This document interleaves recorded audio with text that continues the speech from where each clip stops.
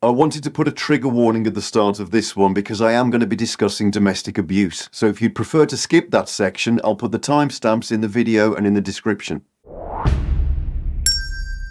We've got another challenging one for you this week. The Eight of Swords is a card of feeling trapped and confused. In the Key to the Tarot, Arthur Edward Waite says a woman bound and hoodwinked with the swords of the card around her, yet it is rather a card of temporary endurance than of irretrievable bondage. So according to Waite, we're not talking about anything permanent here, but the 8 refers to times when we feel not only stuck in a situation, but also isolated from others. That could come from an unwillingness to share with people what the problem is, possibly because we feel ashamed or guilty of something, or maybe because we're just scared. Roger Pollack says we see a person tied up, surrounded by swords with a castle, symbol of authority, behind her. She stands in the mud, an image of humiliation and shame. In some ways, we could look at the card as symbolizing a time when a person has been deceived into a situation and they've become so lost that they can't see any way out. Pollack goes on to say the clue to this card is the blindfold, symbolizing confusion, oppressive ideas, isolation from other people in similar situations. What political liberationists call mystification, keeping people down, not by direct force, but by training them to believe in their own helplessness. There are many comparisons that we could draw to an abusive relationship. One of the defining characteristics of domestic abuse is social isolation, where an abuser will prevent the victim from spending time with friends, family, or co-workers. Often these things happen gradually and are so subtle that the victim may not be aware that things are heading this way until they're completely engulfed in the relationship and stranded from their loved ones. The primary goal of the abuser is control, and by keeping someone isolated, it becomes much easier to destroy that person's self-esteem and make them doubt their own sanity. All this ties in closely with the Eight of Swords, being isolated from others, being oppressed into losing touch with reality, and a feeling of helplessness, like there's no way out. Roger Pollack says, in that remarkable way the tarot has of summing up a complex situation, the card can almost stand as a diagram of the oppressed condition. Another way of looking at this card is from the point of view of the restrictions we sometimes put on ourselves. I'm talking specifically here about limiting beliefs, the state of mind where we convince ourselves that we're incapable of achieving something when it's simply not true. This is the stuff that lives in the darker parts of our subconscious minds and can shape our thoughts, behaviours and actions in a way that holds us back from realising our full potential. It can come from past experiences, social conditioning or negative self-talk. If you've ever thought to yourself, I'm not good enough, I'm too old, I'll never be able to change, or I'm not skilled or talented enough, that's negative self-talk right there, and manifests itself as limiting beliefs. Of course, there's no truth in any of this nonsense. These are just lies that we tell ourselves when we're suffering with low self-esteem. You don't have to look very far to find countless examples of people overcoming ridiculous odds to get what they want, so it's all in our minds. Henry Ford once said, whether you think you can or you think you can't, you're right. We need to be careful of the things we tell ourselves because they always find a way into our realities. As above, so below. As within, so without. I think this leads us on to some comparisons to the devil. On that card we see Adam and Eve after the fall and held in bondage by chains to self-destructive behaviours and diminishing self-belief. However, when I made that video, I talked about how we can see that the chains are loose and they could take them off and walk away if they wanted to. We can see the same thing on the Eight of Swords, the bindings are loose. Just as Waite says, it is rather a card of temporary endurance than of irretrievable bondage. We break out of limiting beliefs by identifying and challenging them. If we can take off the blindfold and see the truth of the matter, we'll realise that we all have the potential to do whatever we want. Even me? Even you. All right, Turnip Farm, here we come.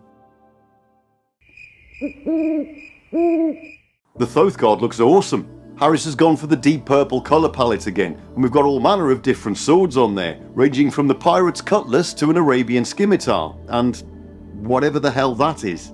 Crowley says the centre of the card is occupied by 2 long swords pointed downward. These are crossed by 6 small swords, 3 on each side. I think there might be some numerological significance here, but he doesn't expand on it. He does go on to talk about how the swords come from all over the globe, so it's a bit like Around the World in 8 Swords. Anyway, I think Crowley was a bit more educated when it came to sword varieties than I am. He goes on to say they remind one of weapons peculiar to their countries or their cults. We see here the kris, the kukri, the scramasax, the dagger, the machete and the yataghan. The spores from Marseille are looking well flowery and swordy.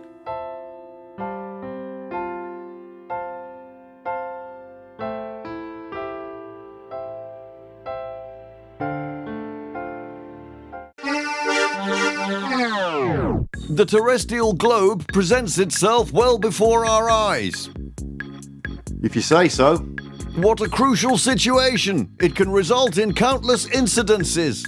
Oh great, here we go. Can't we just have 5 minutes without any incidences? The Hermetic title for the Eight of Swords is Lord of Shortened Force.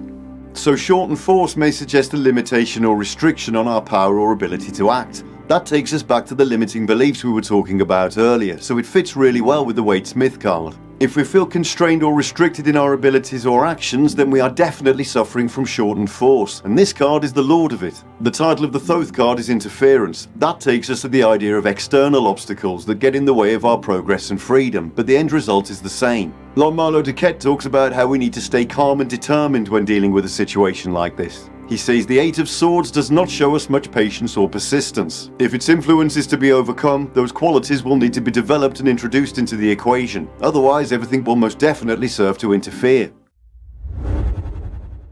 The Eight of Swords corresponds to the Gemini zodiac sign and to the planet Jupiter. We've got the Gemini twins for this one, and of course we've got our old friend Jupiter bouncing around like a big happy beach ball. Gemini is the playful and social zodiac who loves chatting and coming up with new ideas. Jupiter is the planet associated with growth and optimism. When we put the two together, we get a great combination that has the potential for expansion and exploration. However, on the negative side, it can also indicate a tendency to overthink or become overwhelmed by all the possibilities that arise. It fits well with the Eight of Swords in the sense that it can signify a situation where mental growth and expansion are being inhibited or constrained. Getting in our own way is a phrase that comes to mind, so following Milo Duquette's advice about having patience and persistence is worth bearing in mind here. Eight of Swords notable people include Julius Caesar, Mr. T from the A-Team, and New York rapper Notorious B.I.G. I'm more of a Tupac fan myself, but there you go. The Eight of Swords resides at the world of Yetzirah and sits at the 8th Sephira of Hod on the Pillar of Severity. So we're back at Hod, all the way down on the left side of the tree, but now in the airy world of Yetzirah. This is kind of a smart-ass overload, because Hod is the Sephira of logic and rational thought. So when we find that in the intellectual world of Yetzirah, all that gets turned up to 11. That can mean the overthinking that we were talking about earlier. We know by now that the swords represent truth and clarity, but the figure on the card can't see any of that because she's blindfolded, and that fits with the idea of confusion, or the intellect being clouded by misinformation. As Hod is the Sephira of clarity and rational thought, this emphasises the importance of being assertive and not allowing our minds to be deceived. S.L.Macgregor Mathers says the number 8 thence preceded the feminine passive potency, Hod, splendour, answering to the divine name Elohim Sabaoth, the gods of armies, and among the angels to Beni Elohim, the sons of the gods.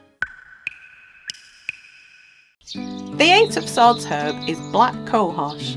It's important not to confuse black and blue cohosh, as blue cohosh is very toxic. Pardon? What did you say? But what does it all mean? The Eight of Swords is a card of bondage and confusion that can come from the outside or the inside. Waite says bad news, violent chagrin, crisis, censure, power in trammels, conflict, calumny, also sickness. I had to get my well-worn dictionary out again for this one. Apparently trammels means restrictions or impediments to freedom of action, so pretty on the nose for this card. Rachel Pollack takes us back to the comparisons to the devil we were talking about earlier. She says notice however that the swords do not actually fence her in, and the ropes do not go around her legs, while the people who have tied her up do not appear at all in the card. In short, nothing prevents her from just leaving.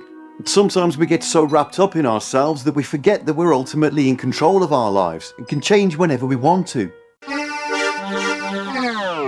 Has anyone seen my bindle anywhere? I think I've lost it. No, I can't see it round here. It is an unfavourable omen. I found it. Oh good, where was it? It was in my hand. It predicts you some bewilderment, which will puzzle you all the more, and you will expect more to come. Well, if it's in your hand, then it's obviously not lost, is it? But I didn't look there. What do you mean you didn't look there? You were holding it? When the Eight of Swords appears reversed, it can mean breaking free of the bondage, removing the blindfold and seeing the truth of the matter. Waite says reversed, disquiet, difficulty, opposition, accident, treachery, what is unforeseen, fatality. So at first I wondered what the hell Waite was talking about, but if you think about it, taking off the blindfold is going to let us see the opposition and treachery that's got us into this situation in the first place. Rachel Pollack says the reverse date means in general liberation from some oppressive situation. Primarily it refers to the first steps of such liberation, that is seeing things as clearly as possible. In the reverse, this tarot announces that a member of your family will go on a pleasure trip. When do I get to go on a pleasure trip?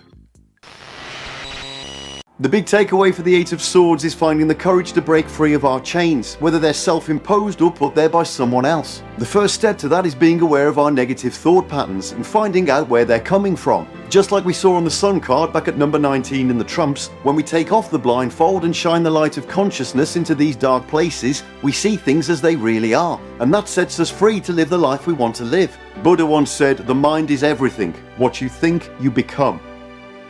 All this talk of bondage is making me feel like a lie down. May the coming days bring you freedom and clarity of mind.